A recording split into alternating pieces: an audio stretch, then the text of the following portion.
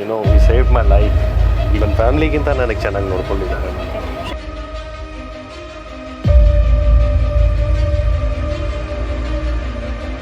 ಏನು ಪರಿಸ್ಥಿತಿ ಅಂತ ಗೊತ್ತಿರಲಿಲ್ಲ. ಇವಾಗ ಊಟ ಮಾಡ್ತಾರೆ, ಆರಾಮಾಗಿದ್ದಾರೆ, ಚೆನ್ನಾಗಿದ್ದಾರೆ. ಥ್ಯಾಂಕ್ಸ್ ಅವ್ರಿಗೆ. ಈ ಕಣ್ಣಲ್ಲಿ ಏನು ಕಾಣ್ತಿದ್ರು, ಜೀರೋ ಆಗಬೇಕು. ನೋಡಿದ್ರೆ ಜನ ನಿಂತಿರೋದು ಹೇಳ್ಬೋದು, ಜೀರೋ ಇತ್ತು. ಈಗ ಪರವಾಗಿಲ್ಲ. MRI ಆಗಿರ್ಬೋದು, CT ಆಗಿರ್ಬೋದು, ಅಥವಾ ನರದ ತೊಂದರೆಗಳಿಗೆ ನಾವು EG ಅಂತ ಮಾಡ್ತೀವಿ, ಫಿಟ್ಸ್ಗೆ ಅದರ ತೊಂದರೆಗಳಿರ್ಬೋದು, ಎಲ್ಲದನ್ನು ನಾವು ಇಲ್ಲೇ ಟ್ರೀಟ್ ಮಾಡಬಹುದು. ಮೋರ್ ದೆನ್ 100 ಮೆಂಬರ್ಸ್ ಅಫೆಕ್ಟ್ ಆಗಿದ್ದರು.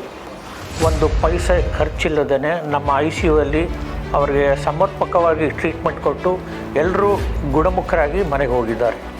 BPL card, Ayushman card, Yeshasvini card ಎಲ್ಲ ಕಾರ್ಡ್ಗಳು ಮತ್ತು ESI ಕಾರ್ಡು ಕೂಡ ಅಪ್ಲೈ ಮಾಡ್ಕೊಳ್ತಾ ಇದ್ದೀವಿ.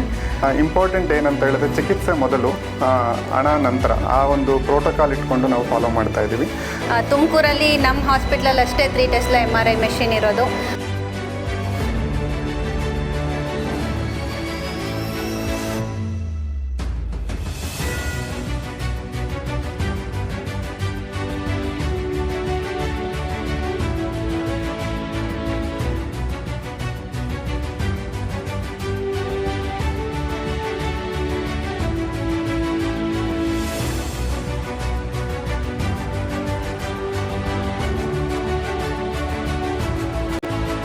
ಪೇಷಂಟ್ಗಳು ಬೆಂಗಳೂರು ಹೋಗೋ ಅವಶ್ಯಕತೆ ಬರಲ್ಲ. And we have 24/7 working radiologist ಇದ್ದಾರೆ. ಈಗ ನಮ್ಮ ಇನ್ಶೂರೆನ್ಸ್ ಸ್ಕೀಮ್ಗಳು ತುಂಬ ಇವೆ ನಮ್ಮ ಹಾಸ್ಪಿಟ್ಲಲ್ಲಿ.